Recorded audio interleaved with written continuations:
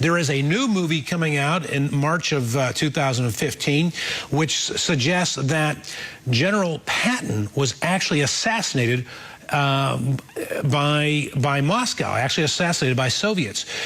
Is it true? How accurate is it? What's it based upon? Joining me in studio right at this time is the filmmaker himself who made this movie, Rob Orlando. Rob, first of all, does the movie have a name yet? It does. Silence Patton. Silence Patton. That is an astounding remark, an astounding claim.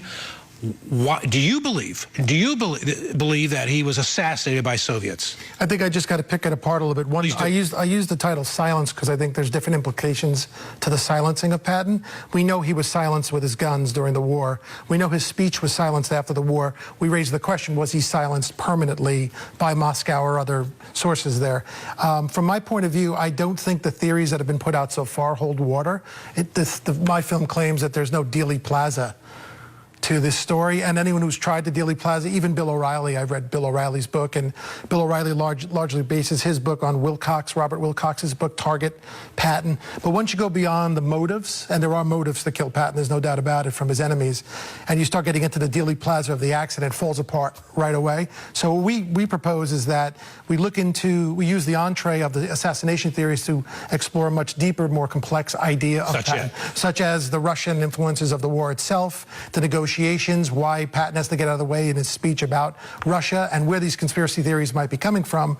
And what we concluded was it's not so much the assassination as much as a cover-up about the incident itself, which we believe someone is responsible for. How did Patton die? Patton died in a car accident. In a car accident? Yes. And so some are saying that that accident was not an accident. There's so many, it was such a sloppy job done with the car accident, and so many motives that you could connect to it. The best way to explain it would be like JFK saying, you know, the mob wanted JFK dead, or the military people, the hierarchy wanted him dead, but not looking into Dealey Plaza and finding some logistics to a grassy knoll or whatever. No one takes it on that level. We do. An interesting wrinkle to this film, Rob, is that those that are producing the film along with you are some of the same people that have produced Dinesh D'Souza's movie, America, Imagine a World Without Her. Some of the same people that produced Dinesh D'Souza's movie, 2016, Obama's America. Why does a film like this appeal to conservatives? Because it undermines the assumptions of our public education and the ideas of how things happen were the way they were supposed to happen. So in the case of America, you say, what if? You could say, what if we had listened to General Patton at the end of World War II and his warnings that we're not done with the war yet because we still have to fight the Russians. Yeah. And that tried to take Berlin, tried to take Prague. That's a great point. What about the Cold War? He completely impacts the Cold War, maybe changes it forever. I mean, look where we are today with Vladimir Putin. You know, at the end of the Cold War, Cold War appears to be reigniting, or has the potential to reignite. With the same themes, by the way, of reclaiming ethnic groups who were beyond the borders that were created as a result of the falling of the Berlin Wall in '92, I believe it was.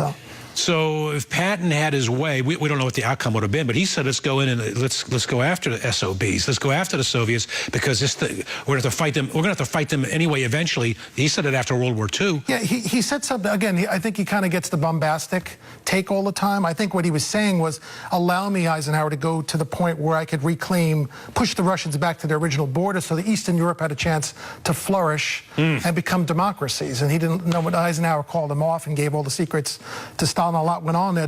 He wasn't saying start a third world. I think he might have wanted to, but I think he was just saying allow us to contain them so we wouldn't be fighting the Cold War. He was warning us back in 44 and 45. And here we are in 2014 watching those demons. All right, Rob Orlando, the movie is called Silence Patton. It doesn't come out till March of 2015. Correct. But it's interesting. We appreciate you joining us. Is there a website that you can give out? Yes, www.silencepatton.com. All right. Thanks for joining us.